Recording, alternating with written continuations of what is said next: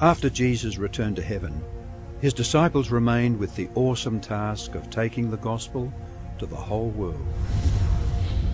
Filled with the Holy Spirit, these men and women proclaimed the message they had received with boldness and power, reaching out to all corners of the then known world.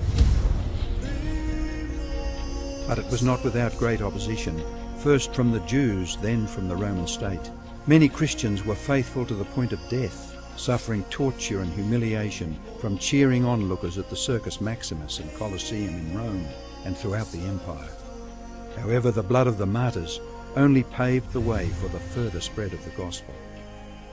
After years of persecution by the Roman emperors, one of them, Constantine, professed conversion to Christianity in 312 AD. Now Christianity became popular, but it resulted in many pagan practices and symbols entering the church, particularly in Rome. The Bishop of Rome assumed more and more power and authority and began to oppose and oppress all who recognized Jesus alone as the head of the church and who accepted the Bible alone as the supreme authority. To escape this increasing persecution, God's true people withdrew to the wilderness areas of Europe.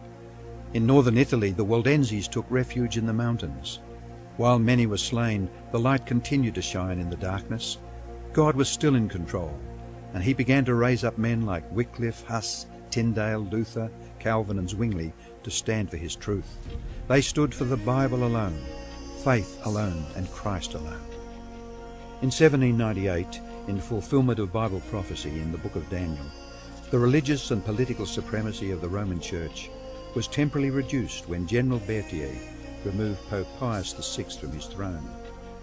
Consequently, in the decades that followed, there arose a great awakening of interest in the prophecies of Daniel, and many were convinced Jesus was soon to return. In the United States, the Baptist preacher William Miller was joined by hundreds of other preachers in their expectation of the return of Jesus in 1844.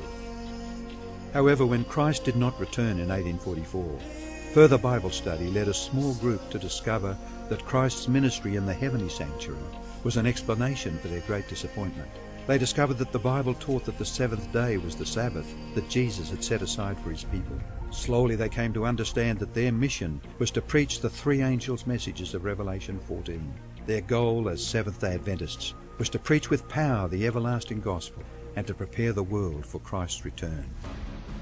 More than 160 years have now passed, years that have brought 2 world wars, numerous military campaigns, financial depressions, the rise of atheism and secularism, as well as a booming world population, with natural disasters increasing in frequency and intensity.